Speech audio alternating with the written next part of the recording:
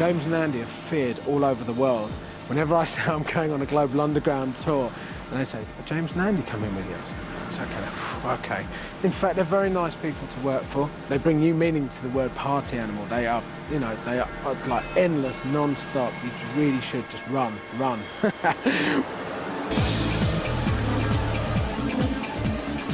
James is my best friend. He is a prophet. Global Underground and our DJs like a prophet in Hungary. They're seen very much so as a benchmark as to what a cool CD should be. Some of the guys they've got on the roster, Dave Seaman, Nick Warren, Sasha, Digweed, really are some amazing DJs. They do have some of the best talent in the world. It's a double act, and one does all the business side of their company, and the other person's, I suppose, more creative. It's almost like you get past the clowning around, and you actually see that there's two very, very sussed out, quite smart business guys behind all that. It's a world stage for some of the DJs to do kind of what they really do, and it's taken everything away from, I think, what everyone calls Crack Mix 2000 CDs. They've been very clever because their CDs are worldwide. It's not just like another UK compilation. Global Underground is basically our attempt to capture just the global nature of dance music. It's a DJ mix series that takes DJs... Go on holiday. No, not on holiday. It's a DJ mix series that takes DJs all over the world. Yeah, I mean, when we first started out, we were selling, like, I don't know, we lucky sell 10 or 20,000 copies of an album, but things have moved on so much in the last 3 or 4 years that, for instance, say Paul Oakenfold New York albums, it's sold in excess of 150,000 worldwide. Sasha Ibiza's hot on his heels with 120 odd. So things have definitely moved on. We've earned quite a bit of money, not a huge amount of money. We're not millionaires or anything. I mean, me and Andy always classify ourselves as the only millionaires who haven't got £1 million in the bank. You know what I mean? It's like, but Haven't you? all right, you have. Well, just the two, like. Buenos Aires, very not shocking, surprising.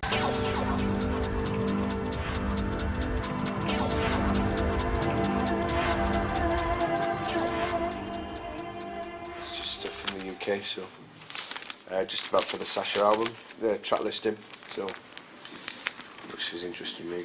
I don't mind if that's for the world.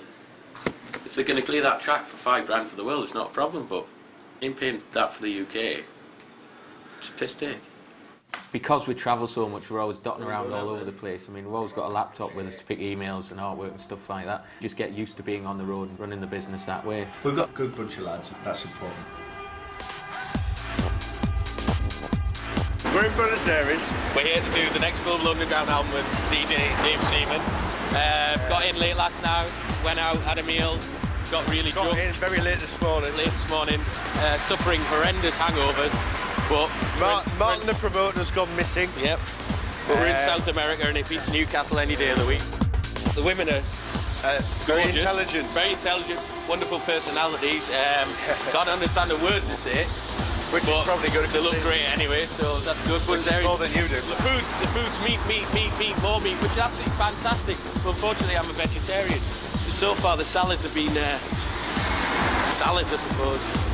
Yeah, it's very European, Buenos Aires. Yeah, very European. A lot less South American than I Probably thought. see it looks a bit like Madrid. We're going to go in here for a bevy, if you want to follow us. If you want to join us, you can. But then again, you're probably not paid, so see you later, lad. Pretty embarrassing, really, isn't it? That British people just are particularly lazy with languages and stuff like that, really. Having said that, we always get by, don't you? Yeah. Bevy means bevy in any language, doesn't it? Yeah.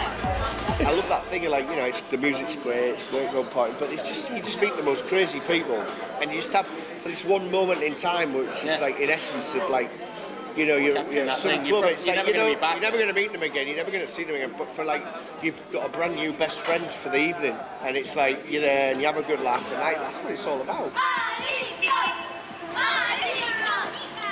Got shown around by Christian and this Brazilian guy called Enrique, who went to the main square where they have all these monuments and stuff to a lot of the atrocities that went on in the past. We're in Plaza de Mayo, okay? Yeah. That's the main square of the city. Yeah. And here is the symbol of the Madres de Plaza de Mayo. This is a group of mothers that lost their sons during the military government here in the 70s.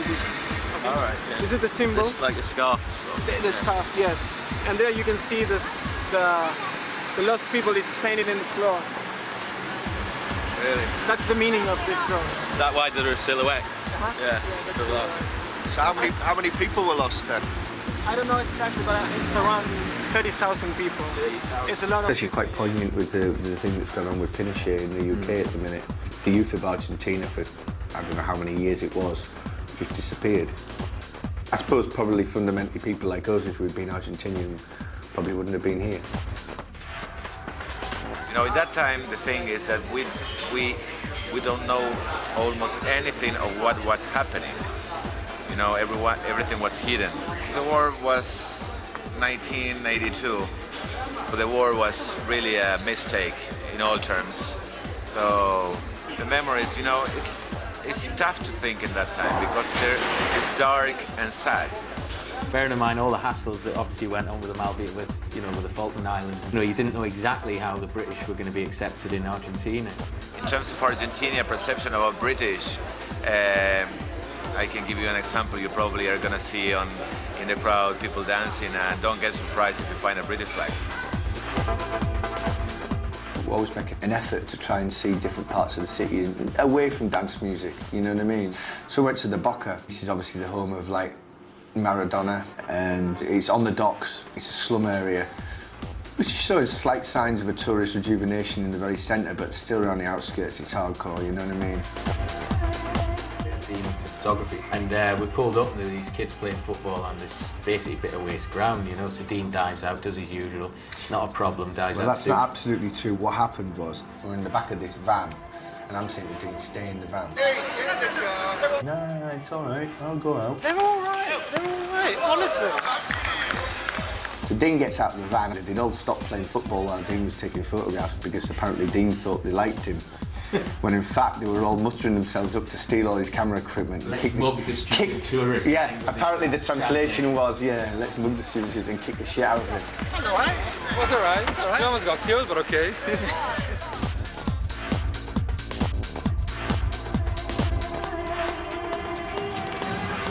Dave's a very, very musical DJ. All these records, you know, they're all in key, and all these sets are programmed.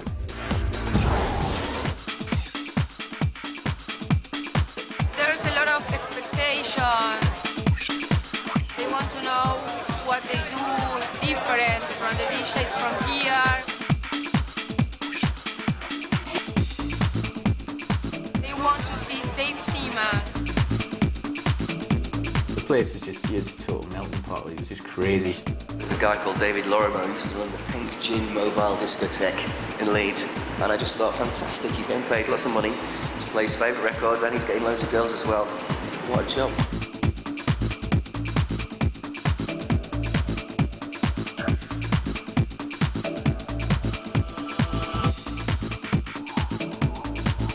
There you go. Dave is the best DJ in the world. Better than the rest. He's the only one. The only one. The only one. This is nothing. It's gonna work. 8:30 in the morning.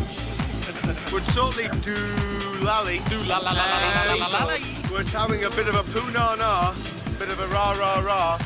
And we're feeling pretty... spunky. Spunky. Yeah, Spunky's done good. Spunky did good. Left a bit of a stain on the dance floor, but he done good. And what's your name? Magna. I've personally heard, and I don't really condone it, in fact it makes my stomach turn, it's sex, drugs, rock and roll, and a bit of like lewd behaviour.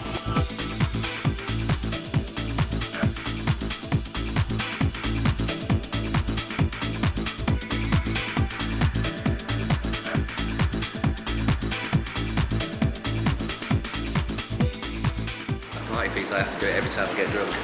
I learned to break dance when I was about 14. Took my lino down to shopping arcades in Leeds. But I didn't do it for like 10 years or something, and then one silly drunken night I decided that I could do a windmill still. I'm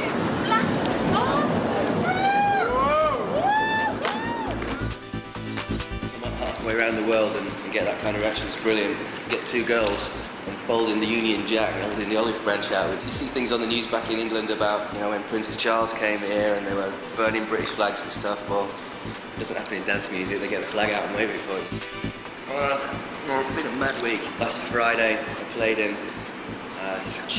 St. Louis, Missouri, Jacksonville, Florida on Saturday. Sunday, flew back to England. I went straight into the studio Monday and Tuesday to work on a remix for Placebo and David Bowie, and then got on a plane back on Wednesday. Went to Miami and then on to Tampa, played in Tampa on Wednesday night. Thursday, Birmingham, Alabama. Friday, played in Miami at Groove Jet and played here on Saturday night. And partied all the way through till last night, and here we are Monday morning. Fresh as a daisy.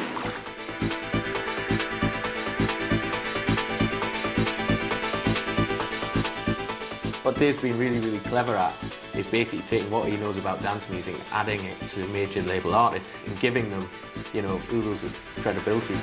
Janet Jackson and Michael Jackson and David Bowie and New Order and Seal and the brand new Heavies.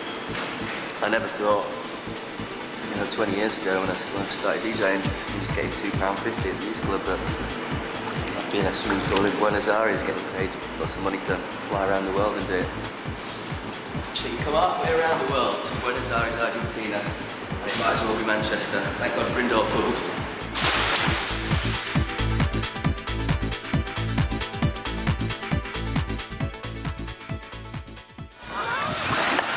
They're not in!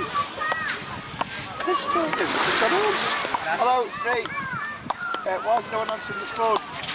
I'm working hard here. Ibiza wouldn't have been our first choice to do an album with, but Sasha was playing a residency last summer at a club called Space, which is probably the best club in the world. It was almost a little bit of a challenge, really, to see if we could pull something off from Ibiza. It seems as it now been a bit of a cheesy haven for like 18 to 30s, and it's been proved that this club at Space is the best club on the island, if not the best club in the world. And there is still an underground dance scene there, and that's obviously what we were there for. James. Why is no one in the office, mate? All right, yeah, good answer. Hey, Tom, it's Saturday, isn't it?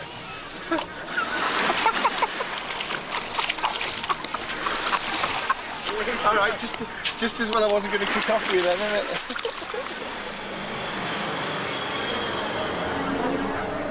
Sasha within the dance music industry is a legend.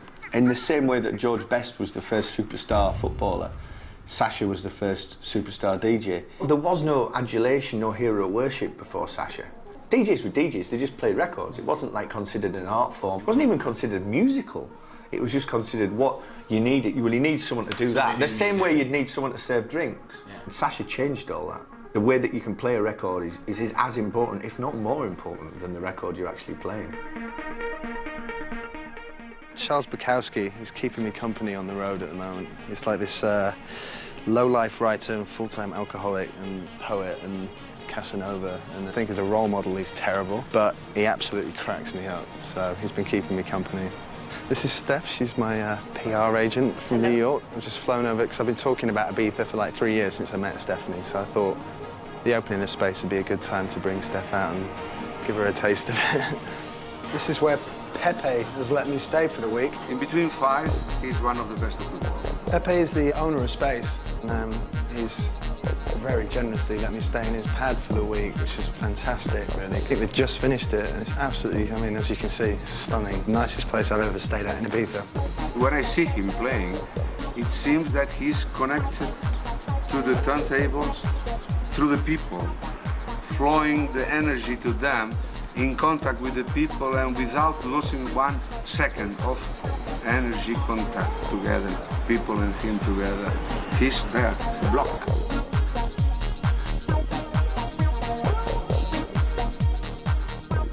Sasha was a guy, a spotty teenager, living in Manchester, and he had this thrust upon him. And this is the days before management teams, PR companies, marketing companies, record companies, in fact. First time he ever signed an autograph was in Middlesbrough, and he thought someone was taking the piss out of him.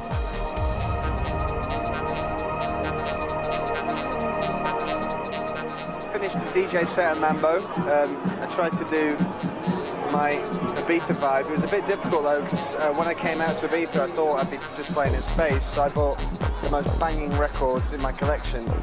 So I tried to pull out a few things with guitars and it seemed to work all right. It would be very easy for me to get on the decks and play a load of huge records that people knew to get a reaction out of a crowd. The buzz that I kind of get out of it, and the kind of thing that keeps driving me, it's about layering sounds and building energy up in the music. And once you've actually got to the point where you've got this energy built up in the club, you can pretty much play a brand new record that was just finished yesterday that no one's ever heard before, and they'll go crazy for it if it's a good record. I spent my whole life travelling. Australia, Singapore, Hong Kong, the most remote places on earth. As soon as you mention your name at Virgin Atlantic, so you get upgraded.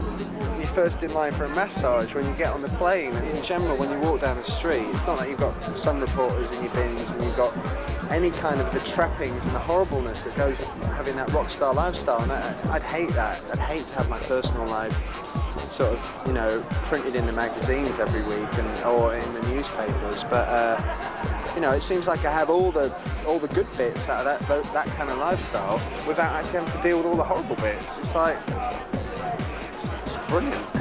The amount of lunatics that come up to him asking him to do whatever, I mean, it would drive you insane. But he's got a wall, his wonder wall or whatever you want to call it. He's got a barrier between him. He's very much polite, the consummate professional nowadays. Sasha was invited to play at the Mayor of San Antonio's private party. Which sounded good at the time. Which sounded good at the time. However, on arrival at the venue, which is a new club called Eden, which we thought sounded quite swanky. This night. We came around the corner only to discover it's the famous Star Club.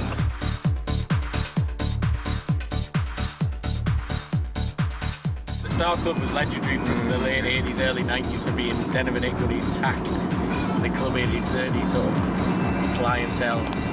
Yeah. And Sasha's avoided it like a plague for years.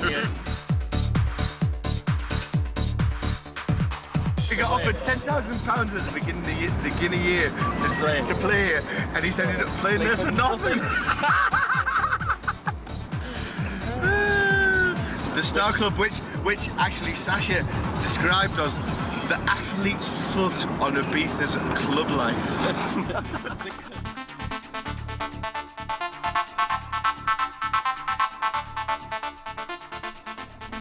Here he is, the peak of his career, remix Madonna, Chemical Brothers, blah blah, flies into Ibiza to play at the Star Club. Oh dear.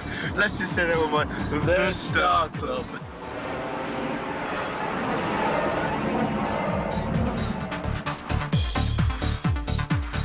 Traditionally, the opening parties and the closing parties are very special days. So when you couple that with space and the albums and all the other things that were going on, like the film crew and stuff like that, it just created this cocktail of excitement.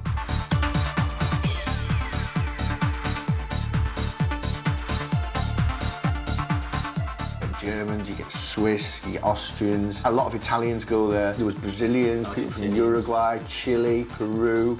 You've got North Americans, people from Canada there. It's just a real cosmopolitan attitude, which is totally sums up what we're all about.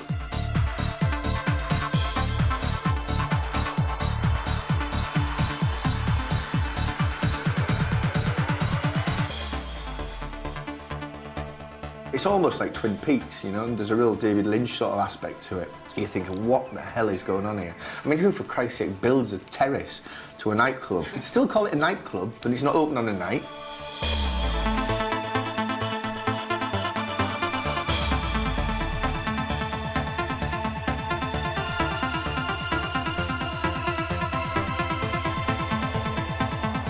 The outside, the terrace is bright, and the inside is a cavernous hole.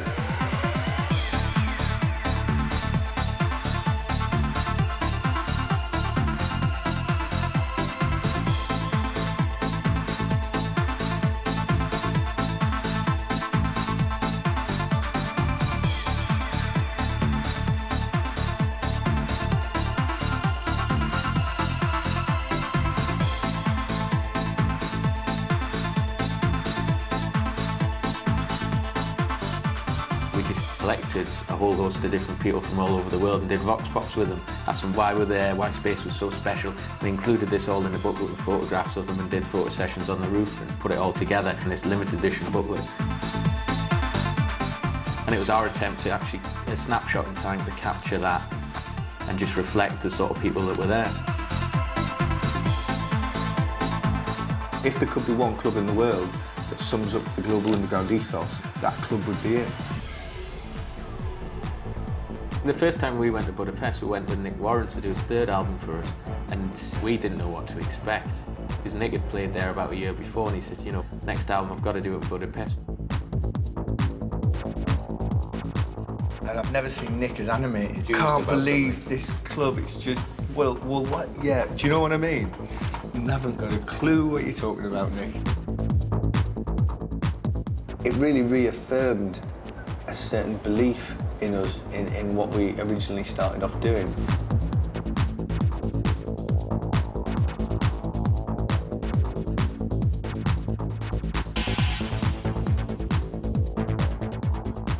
we wanted to do the album here, and we turned up.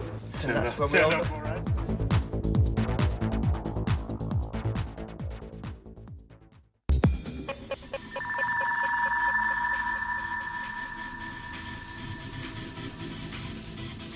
What time do you call this? Working on Hungarian time already. This is our favourite checking turn. Where are we here from? It's Gabby Terminal 2, Heathrow. The world's worst terminal. And we're on our way to Hungary. Budapest. It's our club, which we do with Bila over there. It's going to be the first night of our new series, New Breed, Anthony Papa. So the small boy from Australia is going over to the big city in Hungary. And let's see how he does. First time we went to Hungary was about a year ago with Nick Warren to do his Budapest album. We had such a wicked weekend, such a crazy weekend, parties non-stop. Been going back there once a month to run a club with Bela, who now works for us, doing all the international tours and coordination. So it's a bit of a weird one really, but it works. Anthony Papa's secret, dead secret. Gig like? Excellent. Israel, Tel Aviv. Really, really good last night. Really, really good. We've been trying to get in touch with you. What's going on with your foot? Well, it's not the foot. What's that? Well, it is the foot. Thank you. All right, then. Fine. I'll call you back later. All right. Yeah, I've been trying to ring you since fucking 9 o'clock in the morning. Cheers, man. What's going on? One of my best mates from Newcastle. Really hasn't been out of Newcastle for a long time. And he's been so excited about coming to Hungary. I think he's going to burst this week. So it's going to be interesting to see how Hodgie, latterly known as the Turbine, the breakdancer from hell, how he's going to take to the Hungarian nightlife. So what are you going to do then? Use every one of them.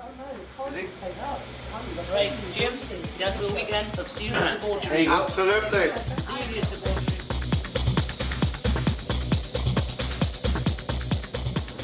Between 2 to 5 hours with the get up. First impressions of Bela? I don't know, he's really sort of amiable guy. Really, yeah. I think we both liked him because he was fatter than us. Yeah. When we stand next to him, look at this. Look how slim we look. We do look. Look, you're holding it in again, aren't you? I don't think Andy and myself, I really envisaged even Bela moving to potentially Newcastle. No, I mean, I think at first we just thought Bela could work here because most of the gigs we're doing now are around Europe anyway. Yeah. But I mean, when Bela said he wanted to move there, that was even better because I mean, the big thing about our office is, as no doubt you're going to find out, it's a bunch of idiots, really. He's an adopted Geordie now. I mean, very similar sense of humour to us, very dry. So he's half Geordie and we're half Hungarian, apparently. Don't know which half exactly. Look at us, those girls the last time. This is our friend Argos. Yeah, it's a good friend. It's a very good.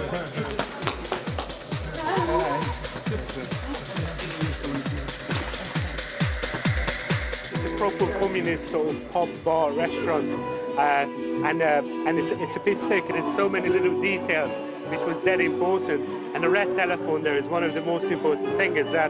My dad had one of the red telephones at his office as well.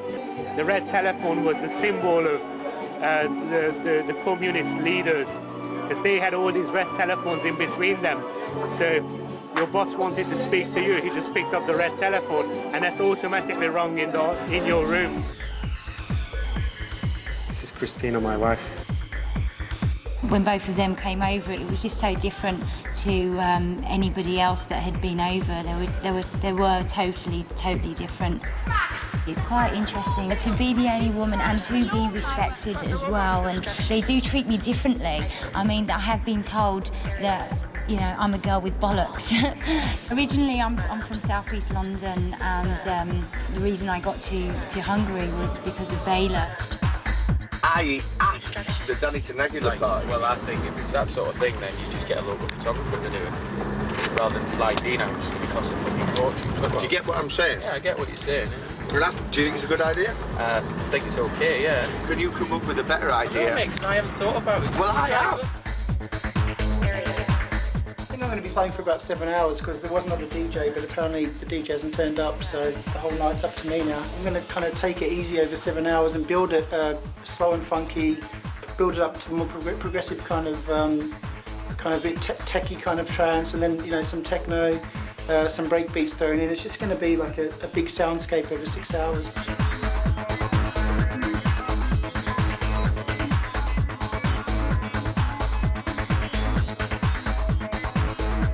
When you've got a crowd where they're just so positive and so into what you're doing, it touches you inside, and you kind of take that into the way you choose your records, and you kind of connect.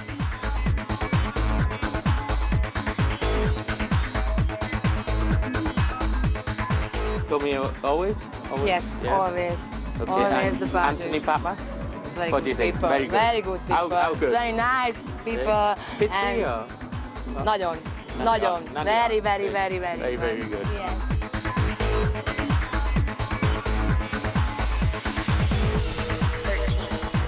I'm a musician. Pop, mainly pop. Making records for more than 8 years. I did several gigs here before. It became this kind of club. It's much more unique. At the end of the day, the guy's there to work, and one person coming up annoying the fuck out of a DJ could spoil the enjoyment for the other 1,000 people in the club. On that sort of level, you've got to be careful and you've got to be quite tactful about things. They don't know all the songs, they don't know the performers, they don't know anything about the songs, just they feel the pumping, they feel the groove, they want to have fun. That's all. Günther is not Yugoslavia. Yeah, but no, hold on, it's not Yugoslavia. Serbia. You from Serbia? Yeah. And I'm a gypsy. Yeah, liquid design, Christina. Every month we make a party like this. With English people, English DJ. There, here's James from Global Underground.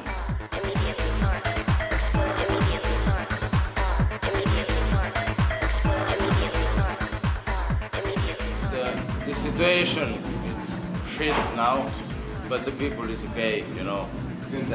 You can not see so many grizzlies like here, you know. Grizzly, and the gangster. They have a skinhead. This is my brand new best friend. What's your name again? Hi. T-shirt, what is body T-shirt, you know. My other brand new best friend, Leslie. Yes. I play the music and excellent VIP and Harum Sazemberos. 300 people and crazy dancing. My style is a breakbeat and hard drums and electro and new age, old school, new school, trip-hop, drum and bass, yeah.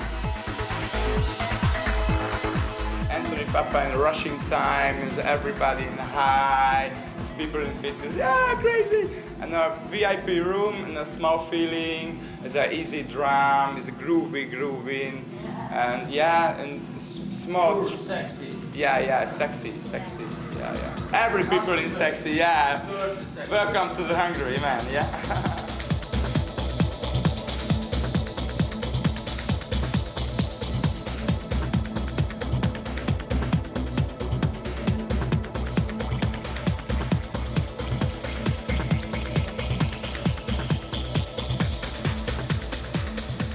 I'd be quite happy for a good 20 years, maybe. Just keep it going. Because I haven't seen one unfit bird in there, mate. They're all working hours. And you as a punter, what do you reckon? I'm not a punter. No, it's absolutely badass. Oh, your little brother. Little brother. I understand the picture. I understand the picture. Yeah, I do. Come on, hey. Really good gig. Probably the best one I've had so far. So, played for about 6.5 hours. Crowd were wicked. I moved to England because the dance scene in England is just the best in the world for me. To make it as a DJ, I felt that's where I needed to be. It was a challenge as well. I kind of outgrew Australia a little bit. We're back in Budapest now, checking into another hotel, and I'm not sure how long I'm going to be here for, but I've got to get to Helsinki tonight. I mean, I party hard, as you know, but James will be the last man standing. He will be the man going, come on, we'll get another bottle of whiskey, and after you've been up for 2 days or something ridiculous. Last night, I mean, he's lost, he's drunk God knows how much whiskey and whatever. And at times like that, I'll look out for him, and I'll be in a similar state the week after, and he'll look after me. He's always the idiot that'll be at the party longer than I will. When you met him once, you certainly won't forget you met him. Too many people panned at the DJs. All the guys we work with are totally cool. They're really nice guys, they're relaxed, this, that and the other. But, I mean, they're surrounded by sycophants 24 hours a day.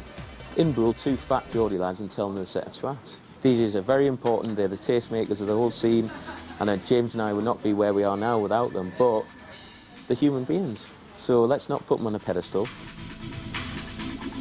I had a relationship for like 3.5 years, and it just came to a head of the travelling and stuff like that. It's just not fair on the girl. And like ever since then, it's just been a succession of, I don't know, one-night stands or whatever you want to call it. And it is very, very difficult, the fact that we've got such close friends, and when we are in Newcastle, we go out with our mates. And there's not that many people, A, I would inflict it on, or B, would put up with the way we go on. I mean, who needs a boyfriend you're going to see once a month? It's just like, it's a joke, you know what I mean?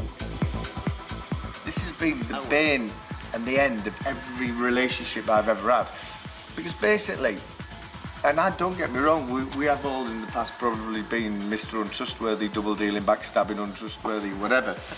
And like every girlfriend I've ever had says the same thing. Wait a minute, you must think I'm stupid. The lads in the back of this car are what? Oh my God! Pretty cool, huh? One day I'll find, or James will find somebody that's happy to not put up with, but accept the way we are.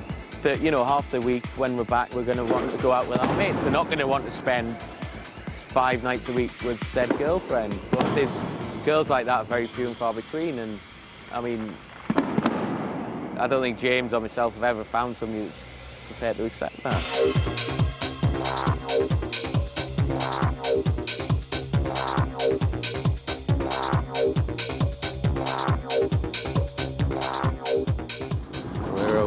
We're on the way to the bath, Gallet Bath, which is famous thermal baths in Budapest. I've been here like 6 or 7 times. I've always meant to come, you know. And at last I come with a terrible hangover. It's supposed to be a really good cure for a hangover.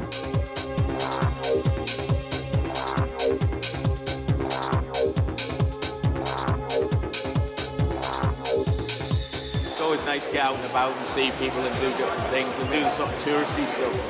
So a lot of the places we go to we probably not get a chance to go back for 2 or 3 years or something like that. So it's nice to be able to come and do stuff like this. Do I like spending money? Yeah, of course I like spending money, you know. Infinitely better than saving it. You know, it's what you're here for, isn't it? To go out and enjoy yourself.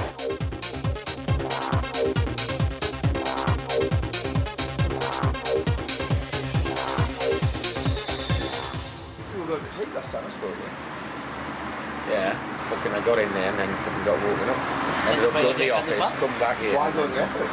Just went to the office, well, it's fucking hard, isn't it? Thanks for ringing us then. Well, I did.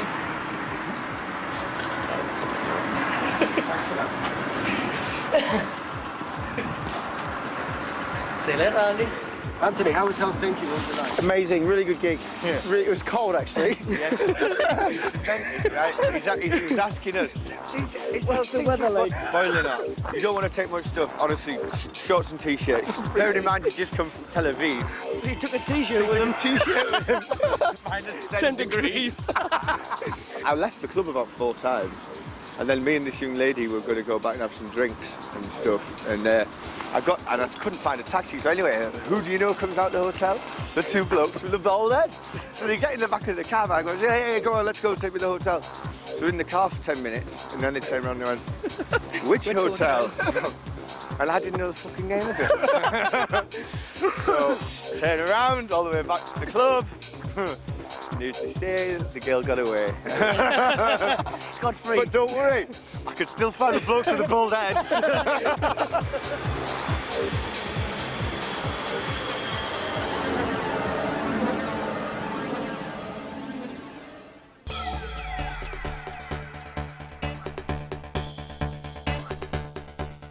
This is Cabbage, who's from Hungary, and usually is. I'm going with Set Fontaine to San Francisco this Monday and then go to Mexico City. Soon after that, we're all going to go to South Africa. This is Blinky, who's blind. I deal with royalty accounting, ordering CDs, and also do a few bits and bobs of DJing, and also anything that those two want us to do. This is John. He's special. Or he used to be special, so he tells everyone. I basically look after the website side of things for the company and anything else that James and Andy want us to do. Miscellaneous. Miscellaneous. But valued member of staff nevertheless. John Paul's been sacked on somewhere in the region of about 500 times for no particular reason. I deal with the sales of the albums and press now and then and collecting money off people. John Paul worries a lot. Yeah. And panics. He's a panic merchant. He's very, very good at his job. And as per everyone else, just anything else Andy and James want me to do, basically, during the day. Just buy their food, buy their clothes, make sure their clothes are clean, do anything for them they like. And we all enjoy doing it as well, man. Of course, that's a good answer. This is our map of world domination. And this is everywhere we've been in the last 3 years. Or 4 years. Furthest away, New Zealand, which we did New Year. Australia, South America, Thailand. We do a lot of stuff in Hong Kong, which Spieler sorts out. Where are we going? Toronto, Bali, which is very, very nice indeed. Japan, which Seb Fontaine's going to be doing a tour over there. Philippines, which was just good fun. Miami, LA, San Francisco. Funnily enough, to be honest, we've probably been to places like this more, and America more, than we have actually been to Europe. But that's just sort of really the way it is. I mean, most of the times when we go away, we tend to go somewhere to do business. It is good working with them. It's a nice, relaxed atmosphere. Awful, terrible, absolutely. No, it's really, really good. They're excellent people to work for, and I just got a bonus for saying that.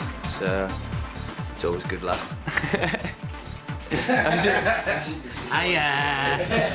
You just have to know them to know it'll be crazy. Simple as that, really.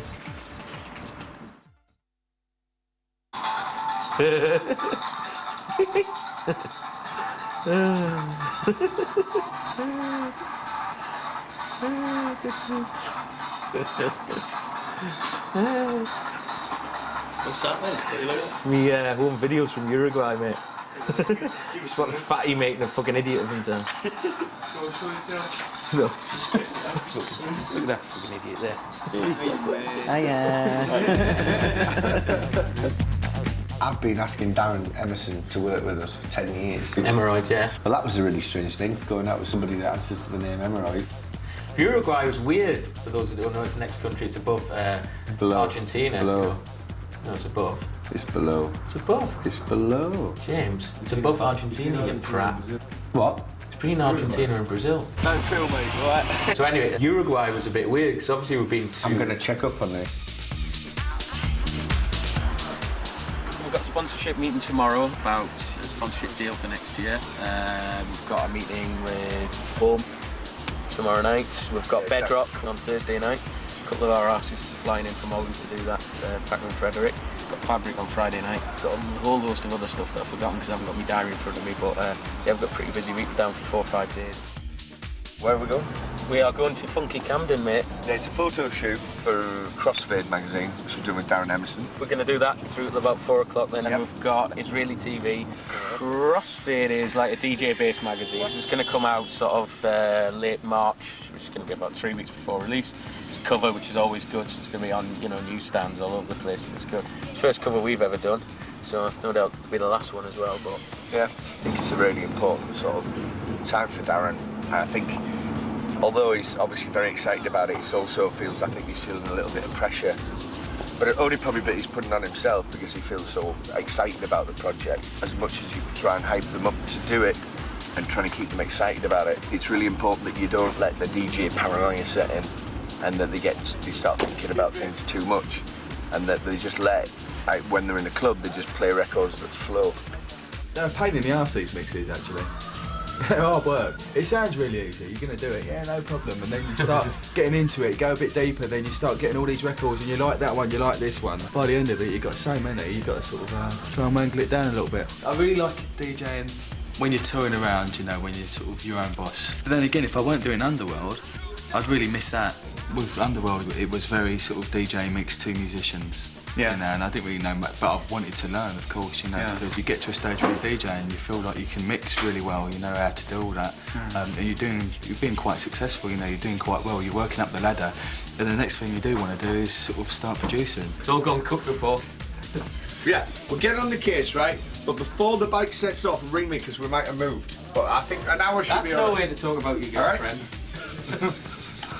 See you, mate. Andy, that's below the belt, which is more than you've got. Anything below the belt. You know what I mean? Like being on the Titanic, being in business with us. Once it's set off, that's you fucked. You're going down whether you like it or not. There's one bit I don't like about it, it's the travelling. Because it's tiring. Just sitting about all day, doing nothing, watching TV and that. You start getting really fat. Because you're drinking beer and loads What's the matter with that? Here he goes again. Oh, did you do that? Exactly. Fuck me, that's a Arafat. What do you mean, Arafat? I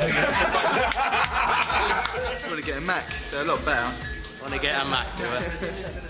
Don't believe any of this clown rubbish. They're really very smart. God, your ass stinks. Yeah, so does his mixing, mate.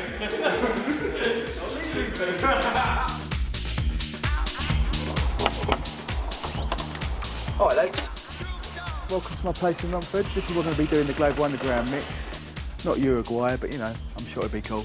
Basically the sampler will take a chunk of the record, which will repeat it. I'll get a record.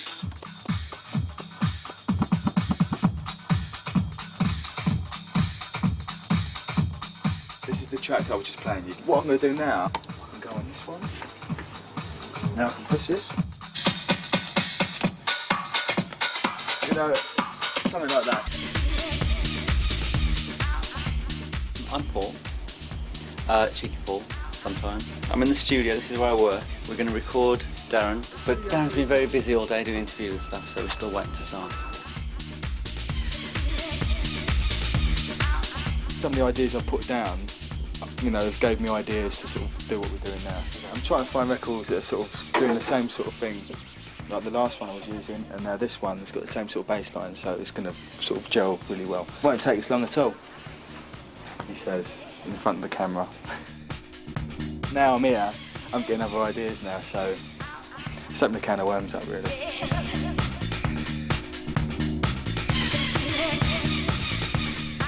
We just come out of the car, and now we're going into the embassy rooms, which is in Islington. Which is a licensed victualler's place of worship, and we're going to go in there. Cockney Central. And we're going to go in there and have a beverage.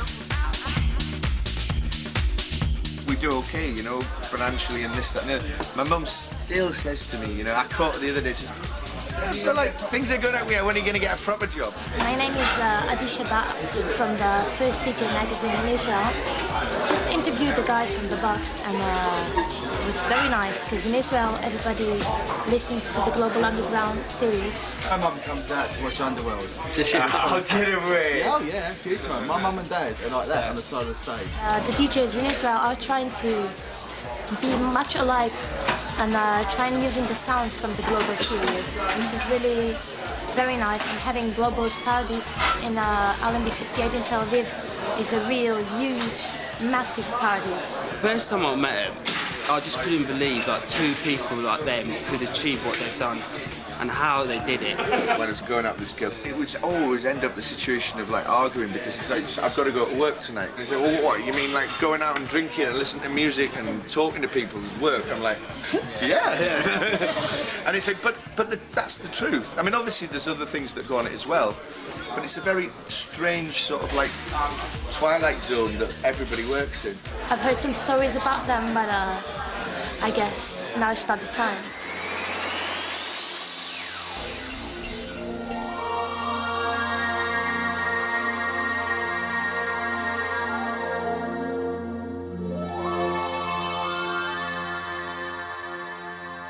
People quite often ask why we still live in Newcastle, especially as we've had to spend more time in London. Travelling all over, you know, you go to New York or you go to Tokyo or whatever, and people are amazed at the fact they actually come back to Newcastle to live. To be quite honest, the two reasons for me that we come back to Newcastle is A, because of our friends, and B, I'm your boss, and B, you're sacked and you're not getting wages this week, and B, really, it's because Newcastle's an absolutely amazing place to live. I mean, if you take this place like Malmaison, it's probably one of the best hotels I've ever stayed in, and it's next door to my house. Any culture that's had something really hard has still got this passion within itself to do something else. And I think that's part of human nature, that when it gets so bad, you just got to laugh. Yeah, our first album was with Tony DeVee. A really sort of important album for us because it took every single penny we had into that album. And it was like, it was make or break for us, really. And Tony, God rest him, was like, I don't think he really understood how big a DJ he was. I don't think he did. Certainly didn't then. I mean, just before his death, he was definitely the biggest DJ in Britain. He was right on the verge. And he was the one who came up with the Tel Aviv thing. You know, and then in the press, you know, people were saying, who the hell are Global Underground, do a box, do a Global Underground, all that sort of stuff. And people were asking, you know, well, Tel Aviv, what's the connection, what's all that about? And to be honest, that was exactly the reaction we wanted. People think that they're bulletproof, you know what I mean? Everyone's got this attitude, and I think that because people going out and they're so hedonistic, which is brilliant, you know, that's great. And they're going out, having a good time, and I think it really puts morality, not morality, but your mortality into some sort of like perspective, really. I mean, the fragility of the, you know, the human race, really, like James says. Yeah. You just think you're immortal, but you're not. Me and Andy have been through everything, and I know that, like, I mean, like, we started off with £5, which we bought some dodgy cassettes, even his Vauxhall Astra, and like, we've been through it all, and I know that, like, when I get up in the morning, no matter what happens, I can trust him. Andy's strength is his strength, his willpower. He's a number-crunching ex-set missile.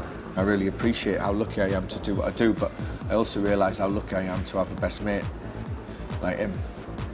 And he's very good at what he does, but don't say I said that. And that's basically what, you know, he's very good at organisational skills.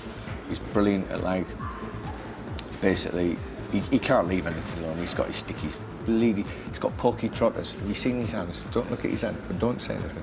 You've seen his hands, like pig's feet, aren't they? Oh, his feet, don't even mention his feet. He's got toenails like chisels. He's got the loudest nostrils in Western Europe. When he blows his nose. But that's basically it. I mean, he's brilliant what he does. But like I said, don't say I said that. I really don't know if there's a price to it. I can't see one. But the thing is, I don't want to be flippant or arrogant about it. We're having a right laugh. But it's part of British culture that you're almost to feel embarrassed about enjoying yourself. It's that Victorian value, isn't it? Of you know, of feeling guilty about having a good time, or being very lucky, or winning the lottery, or having money in your pocket. You know, it's one of them things. But at the end of the day, we're having a right laugh. I can't answer that question. You answer it for me.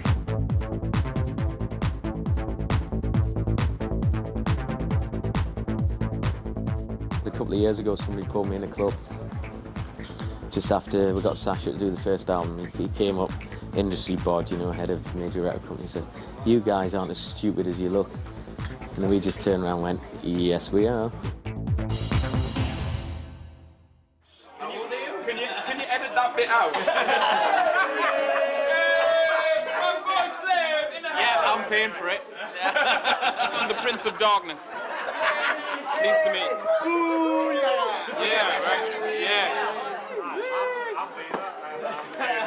Tour management day and night. Every week, ding, ding, ding, ding, ding. AKA the Predator. I'm not having this shit. I can't believe you said that.